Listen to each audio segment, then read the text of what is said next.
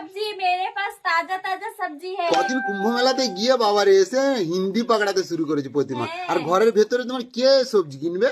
আরে মার তোমাদের দাদা করে বাজারে গেছিল, তো টাটকা টাটকা সবজি দেখে আমি একটু ভাবলাম একটু দোকান খুলে দে। আর যেখানে মটরশুঁটি 60 টাকা 70 টাকা কেজি ছিল সেখানে 10 টাকা পেয়েছে। বিনসের দাম ছিল 80 টাকা, সেখানে পেয়েছে 10 টাকা। আগে ছিল, এখন আর তো নেই, এখন কমে গেছে।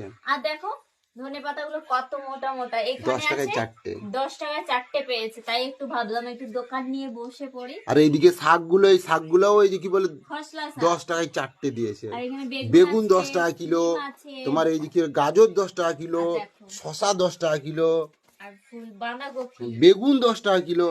আচ্ছা তোমাদের ওইদিকেও কি এরকম সস্তায় পাওয়া যায় 10 টাকা করে? আমাদের দিকে তো পাওয়া যায় না। পাওয়া যায় মানে কি, শীতটা পড়তে একটু দামটা কমে গেছে।